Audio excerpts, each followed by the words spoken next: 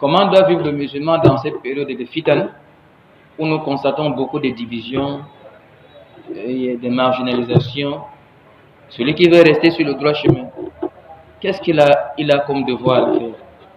La première des choses avant de répondre de manière précise à cette question, c'est que chacun de nous doit savoir que tout ce qu'Allah nous demande de faire, il nous demande de le faire à la mesure de notre capacité. Comme Allah dit dans le verset,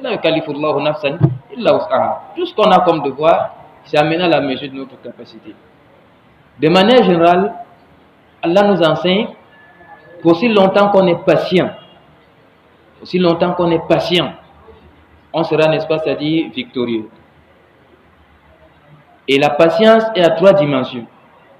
Je dois patienter pour obéir à Allah. Je dois patienter pour ne pas désobéir à Allah. Et je dois patienter dans les épreuves de la vie. En ce qui concerne les divisions, il ne s'agit pas pour le musulman de rester avec n'importe qui, non. Il y a des gens, le messager d'Allah fait la parabole du compagnon. Il a dit le bon compagnon est différent du mauvais compagnon dans la mesure où le mauvais compagnon va toujours te faire sombrer. Parce que le messager d'Allah qui est le plus éloquent des Arabes, il dit il est comme un forgeron. C'est-à-dire à côté de lui tu n'as jamais, n'est-ce pas, c'est-à-dire la quiétude. Les salafs, ils avaient des règles telles que tu ne dois pas te mélanger avec des innovateurs parce qu'ils vont te détruire ta religion. Là tu dis il ne faut pas t'asseoir avec un innovateur. Sinon il va te rendre le cœur malade. Donc, lorsqu'on parlait de s'unir, c'est s'unir dans le vrai. Cramponnez vos câbles d'Allah, c'est au Coran, la sunna. Si quelqu'un se détourne de ça, comment est-ce qu'on va se rassembler avec lui? Cela difficile.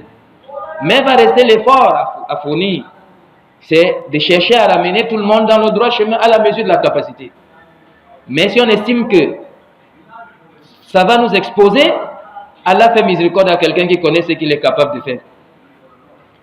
Nous devons avoir le souci que tout le monde soit dans la sunna, dans le manhaj salaf. Là, si on se rend compte que la question est un peu plus compliquée que notre petite taille, on se limite à ce don. Parce qu'Allah ne peut jamais arrêter quelqu'un pour ce qui n'est pas capable de faire Yawm al-Qiyam. Mais maintenant, il y a beaucoup de choses qui se passent dans le monde qui sont très inquiétantes. Aujourd'hui, il y a des nébuleuses dangereuses qui se présentent dans le monde musulman comme des anciens musulmans qui ont décelé des erreurs dans le Coran, des erreurs dans la religion, ils sont sortis de l'islam. Ils sont nombreux. Parfois, vous allez vous rendre compte que ce sont des nébuleuses yaoudis. Ils façonnent des gens comme ça qui ne sont pas vraiment dans l'islam parce que les gens qui veulent gâter sont tous sûrs que tu ne peux pas détruire l'islam en venant de dehors. Le musulman, même s'il n'est pas soucieux de sa religion, est très regardant. Il est très méfiant. Quand c'est quelqu'un qui vient de dehors pour endommager la religion, tout le monde est sur ses gardes. N'importe quel musulman, quel que soit son degré de foi. Alors qu'est-ce qu'ils ont comme stratégie? Ils forment des gens qui entrent dans l'islam comme des musulmans, étudient un peu la religion, etc. Maintenant chercher des confusions et des choses qui peuvent créer des équivoques, et puis propagent ça dans le monde entier. Ici, la solution est la seule. Il faut s'acquérir de la science utile. Parce que les équivoques, on ne peut jamais les enlever avec la foi seulement. Les équivoques, il faut les enlever avec un savoir utile. Et c'est à cause de ça que il faut édifier les musulmans à s'instruire profondément de leur religion. Parce que la connaissance aussi, quand elle est très légère, elle fait plus de mal que de bien. Elle fait plus de mal que de bien. C'est pourquoi Ibn Taymiyyah dit Al-mar'u khulika zaluman jahulan. Allah nous a créé injuste et ignorant. Nous avons besoin d'un savoir solide pour dissiper cette ignorance et nous avons besoin d'une justice solide pour sortir, n'est-ce pas, de l'injustice. C'est pas parce que je n'aime pas quelqu'un que je serai injuste envers lui. Je dois être juste quand j'aime et quand je n'aime pas, quand je donne et quand je prends, quand je juge et quand je suis jugé. Je ne dois pas seulement être juste quand je prends et juste quand je donne. C'est pourquoi il a dit wa bil haja ila al-adala mufassala. Il a besoin d'une justice très profonde et très tranchée.